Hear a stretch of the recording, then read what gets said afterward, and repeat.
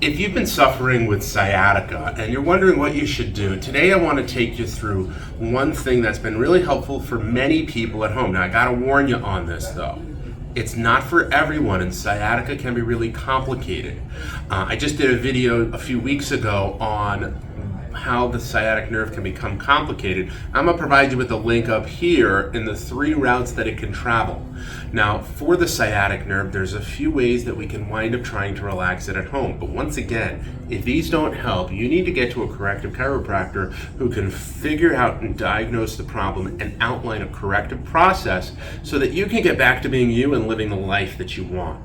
If you need help with finding someone like that, go ahead and click right on the links down below in the comments down below so that we can help you with getting to the right spot. If you like this video, give it a thumbs up. And if you like content about how to live a life of optimal health and well-being through natural means without drugs and surgery, go ahead and subscribe to our channel. We're constantly adding content in relationship to them. So today I'm going to just jump onto 2 or 3 of the key things I find related to managing sciatica. First one I think is the most easy, and that is to increase your water intake. We're going to look for you to slowly shift up on drinking your water, and I did a video on how much water you should take in a day. Check that out to learn the volumes and the amounts that each of you should wind up doing. Second thing I'm going to jump into is some stretches. These are a little bit more advanced than the typical ones I get started with, but today I want to go over them. I call this first one the cat and cow, and I'm going to do it here on my table. So this one, you wind up being on either a bed or a floor on all fours. And what we're going to do is we're going to bounce back and forth between looking like a cat and arching our back, and a cow and letting our stomach drop and our pelvis tilt back and our head go up.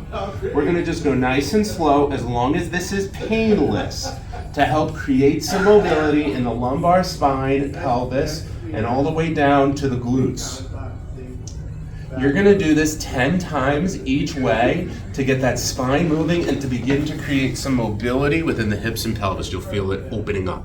Really powerful. Now the second one that I want to do, I call a Cobra. It's a really powerful tool in exercise, but once again, what are we going to do if any of these hurt? I want you to write them down in the notes, okay? Tell me what it is so that everybody sees it, and when I'm done with this exercise, I'm going to remind you what it is if there's any tenderness or pain that you need to do. So for this one, you're going to start lying face down on a table, a floor, a bed, or anywhere. This can be done on a soft or a hard surface. And what we're going to look to do is we're going to look to elevate our chest and our head. We can go way up high, we can go as far as we can, but what the key is that we do not want any pain in our lower back. If this causes pain, what do, guys? Write it down below. I'll let you know in 30 seconds, and then we relax.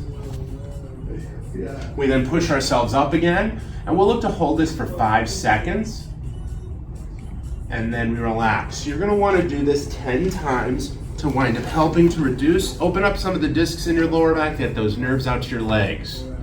The last one that I wanted to mention to you in terms of what you can do at home to manage your sciatica is ice. Icing is best to be done on the lower back. I like to do it 20 minutes on, 20 minutes off, 20 minutes back on. These 3 tips are really going to help you to cut the edge off. If you've got more questions, go ahead and write them down below. I'm always looking to answer the questions that people have as a part of our videos. Once again, my name is Dr. Gregg Gerstin, and thank you for letting me be a part of your health.